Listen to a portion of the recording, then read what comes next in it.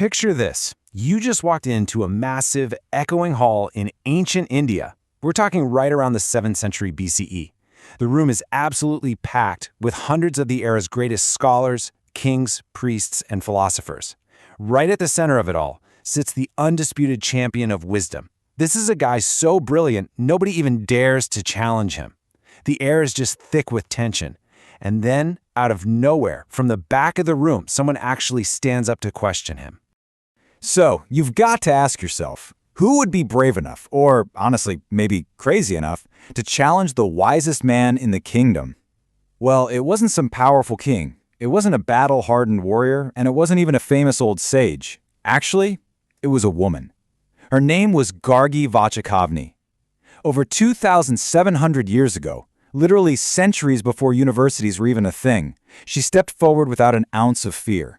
And the crazy part? This isn't some myth. This is documented history. Welcome to this explainer on Gargi Vachaknavi, the ancient philosopher of infinite reality. Today, we're going to see how one person's absolute refusal to accept easy answers shook ancient philosophy to its core. Part 1. The Fearless Ancient Philosopher. So, Gargi lived way back in the late Vedic period, which was this time of massive intellectual explosion in ancient India, and she got a world-class education from her father, the sage Vachaknavi. Now, while some traditions back then did encourage women to debate, Gargi just completely broke the mold. I mean, think about it. Most people, both back then and today, spend their whole lives asking things like, how do I get rich? How do I become successful? How do I just find happiness? Totally normal desires, right? But Gargi, she bypassed all of that. She jumped straight to asking, what is reality itself?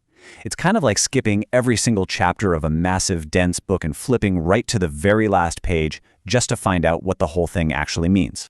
Because of this intense, laser-like focus, she became known as a Brahmavadini. She wasn't just some casual scholar cramming for a test. A Brahmavadini was someone who dedicated literally every waking second of their life to understanding Brahman. And Brahman is this absolute, infinite reality that underlies everything we can see, touch, or feel. She was a lifelong seeker of the absolute truth. Which brings us to part 2, the Great Philosophical Tournament. You can think of this event as the intellectual Olympics of the ancient world. King Janaka, who was this ruler famous for loving profound wisdom, organized this massive gathering. He invited the world's absolute greatest thinkers to his court to compete in a battle of the minds. And the prize? Well, it was staggering. 1,000 cows, each with pure gold ornaments attached to their horns. To put that into perspective for you, in ancient India, this was essentially the equivalent of winning a multi-million-dollar mega jackpot. And it was meant for only one person, the absolute wisest mind in the room. Enter this guy, Yajnavalkya. Now, he was an incredibly brilliant philosopher, no doubt, but he was also wildly arrogant. Before the debate even kicked off, before a single question was even asked, he looked at his students and just confidently told them to take the 1,000 cows home. Just like that. Imagine showing up to the finals of a massive tournament, and before the whistle even blows, your opponent just grabs the trophy and walks out. Naturally, this completely infuriated every other scholar in the room. They all lined up to challenge him, but Yajnavalkya just ruthlessly defeated every single one of them. The entire room fell totally silent. And that, my friends, is exactly when Gargi stood up. Part 3. The Ultimate Question. When Gargi took the floor, you can literally imagine the collective gasp in that hall. But she had a totally different strategy from all the guys who had just failed before her.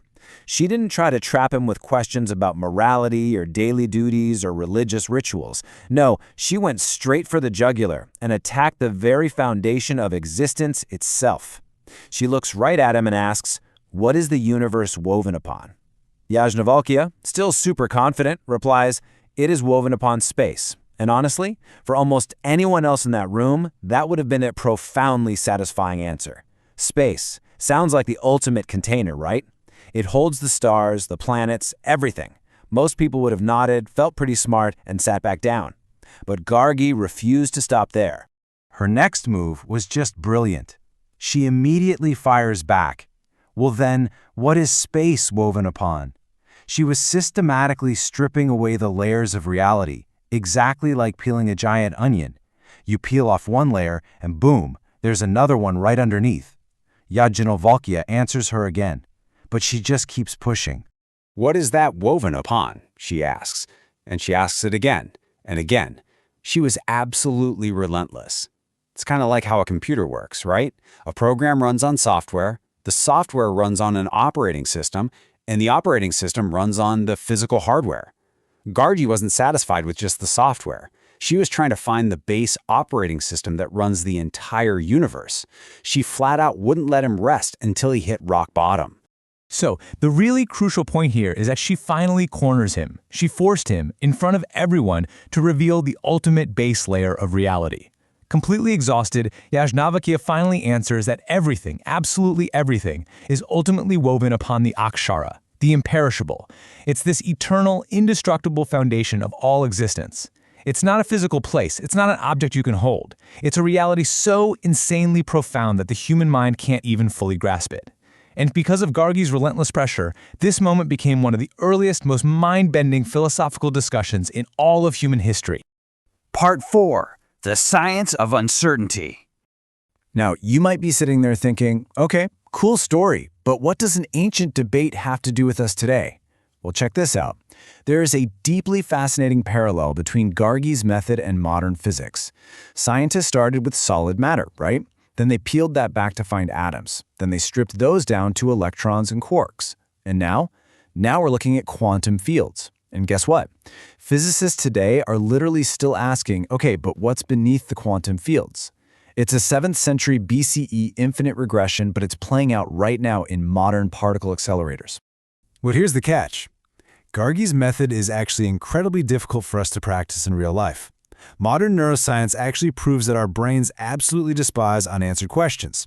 We are biologically hardwired to seek certainty and crave closure. It's just a survival mechanism.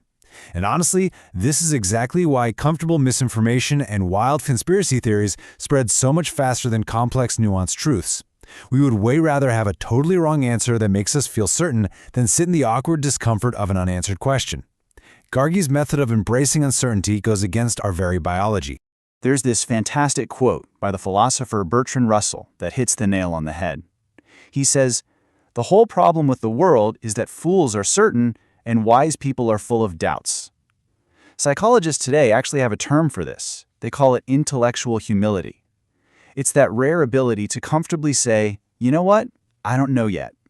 Gargi perfectly embodied this exact psychological concept thousands of years before modern psychology even existed. She wasn't afraid of the unknown, she completely thrived in it. Let's wrap this up with part 5, 5 lessons from Gargi. So how do we actually take this ancient, relentless mindset and apply it to our crazy, chaotic modern lives?